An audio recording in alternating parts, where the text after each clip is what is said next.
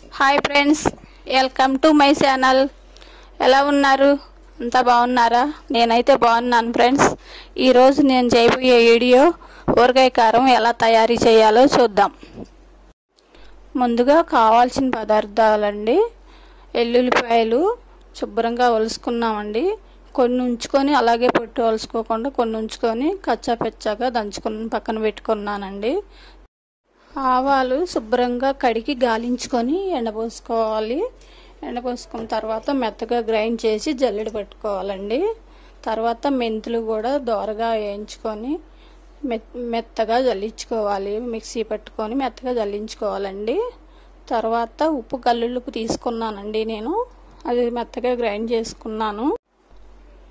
13 లోటాలు ముక్కలకండి నేను కారం 2 లోటాలకి కొంచెం ఎలుతుగా పోసుకున్నానండి. 1 లోటా నిండా పోసి 2వ లోటా ఎలుతుగా పోసుకున్నాను.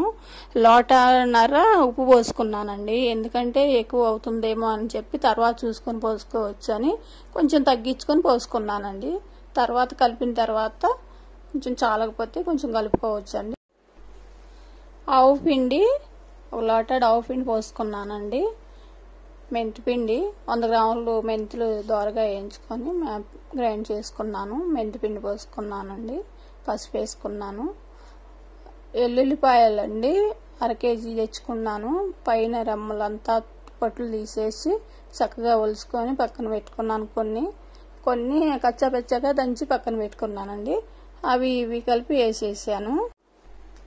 తర్వాత అన్నీ కలుపుకుందామండి. అన్నీ మంచిగా కలిపేసుకొని కలిసేదాకా మొత్తం కలిపేసుకొని మామిడికాయలు ముక్కలు కట్ చేసుకోవాలి. ముక్కలు కట్ చేసుకొని అవి కూడా జీళ్ళు అవి తీసేసి ఫ్యాన్ గాలికి మళ్ళీ ఎండబెట్టుకోవాలండి. ఒక గిన్నెలోకి నూనె తీసుకుందామండి. నేనైతే పల్లీల నూనె ఆడించిన పల్లీల నూనె తీసుకుంటానండి. కొనుక్కొచ్చుకోనండి బయట నూనె కూడా. చక్కగా ముక్కలు ఎండబెట్టుకున్న ముక్కలు తెచ్చుకొని అవి ఆ నూనె గిన్నెలోకి పోసుకొని దాంట్లో కలిపేసుకొని ఆ కారంలో వేసేస్తానండి. తడిపి మొత్తం చక్కగా తడిసేదాకా తడుపుతానండి. నూనెలో కలిపేసేస్తాను. ఆ కలుపుకున్న ముక్కలు ఈ కారంలో వేసుకొని కలిపి ఒక డబ్బాలో పెట్టుకుంటాను.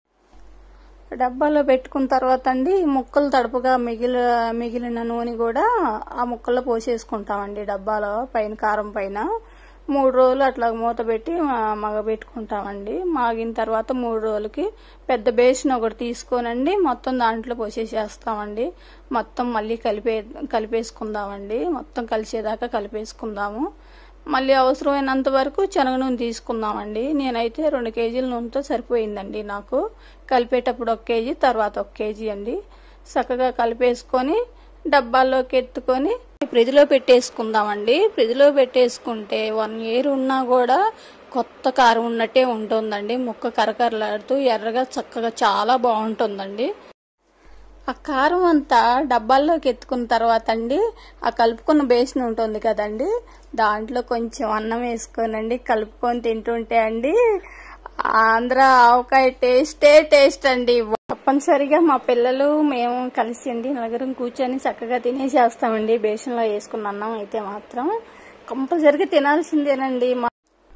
మీకు గనకండి నా వీడియో నచ్చినట్లయితే లైక్ చేయండి, షేర్ చేయండి. Don't forget to subscribe. Bye bye.